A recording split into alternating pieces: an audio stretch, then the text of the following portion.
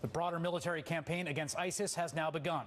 According to a U.S. defense official who told NBC News that an American airstrike near Baghdad today marked the beginning of intensified action against the militant group in Iraq.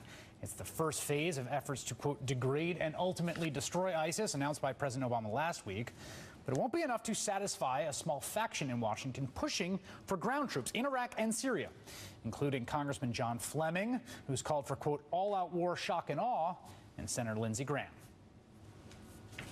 It's going to take an army to beat an army, and this idea we'll never have any boots on the ground to defeat them in Syria is fantasy. This is a war we're fighting. It is not a counterterrorism operation. This is not Somalia. This is not Yemen. This is a turning point in the war on terror. Our strategy will fail yet again. This president needs to rise to the occasion before we all get killed back here at home.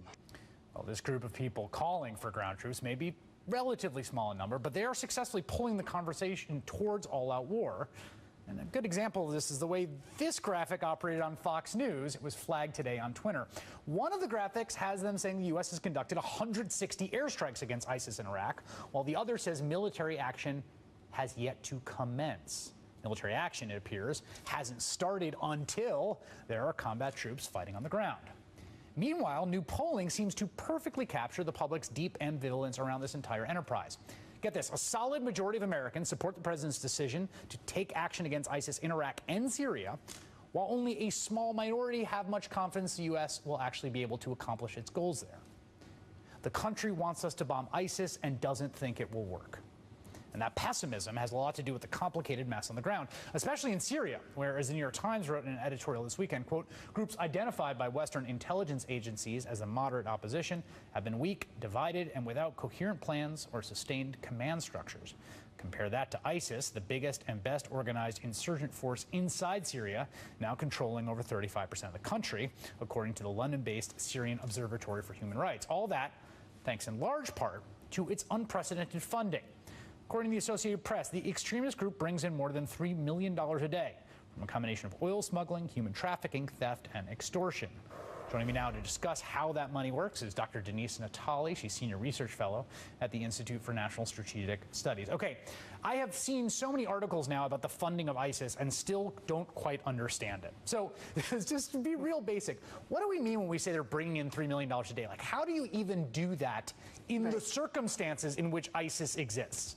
Right. These figures of $3 million a day, could be exaggerated. We can go on the low end. There has been a change in the scope of ISIS revenue flows since June, as it has taken control over some key oil fields in Iraq and in northeastern Syria, so that at minimum some of this smuggling is bringing in between $1 and $1.5 million a day just in the oil smuggling. So they control oil fields and refineries, if I understand this correctly, right? They can actually get refined oil and find smugglers and just do an exchange like a drug deal? Like, is there a suitcase of cash? How does this work? No, they don't have, again, these fields, require, refinery and production. They don't have the capability necessarily to produce, but what they can do and what they are doing is getting the oil and smuggling it out to areas and using these types of makeshift refineries, whether that be in Syria, whether that have been initially through the Kurdistan region of Iraq, and then getting it out through largely Turkey in the north.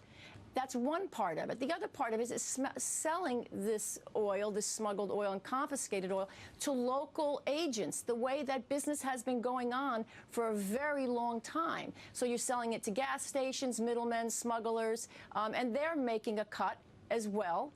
So there's a lot of people in this smuggling chain making a lot of money, and that's why it's going to be difficult to break as well. So what I'm hearing here is that before ISIS, there existed a fairly robust, sophisticated black market for oil. And there's all sorts of things that existed to make that possible. These kinds of transactions on the scale we're talking about with the amount of money, ISIS then comes in and they don't have to build that market from scratch. It's kind of there for them to tap into, is what you're saying.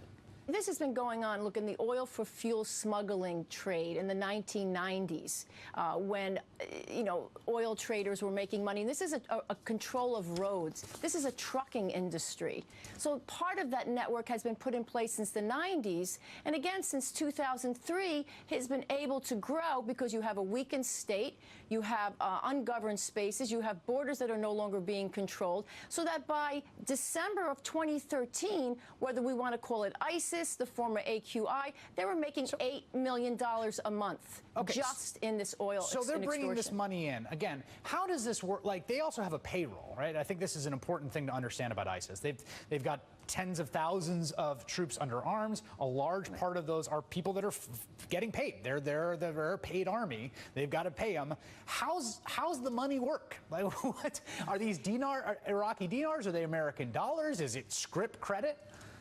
Right. Some of it, again, it depends where it is going. When it's going locally, they're being paid in the local currency. Okay. I mean, it depends if it's going to the local gas stations, for example. And some of this other money, and this is not the only part, it can be coming from overseas, too, and being paid in different currencies.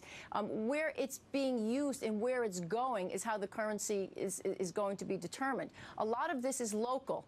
When it goes out, however, by the time it gets to the end user, you can be using a different currency as well. And this is where, again, I emphasize where it's being sold at the Turkish border, through Syria and through Iraq. This is a very key point where this money is being channeled and how it's getting out. That seems like the kind of nexus point for the kind of black market and the legitimate market of the sort of laundering operation is at that border. Janice Natali, thank you very much.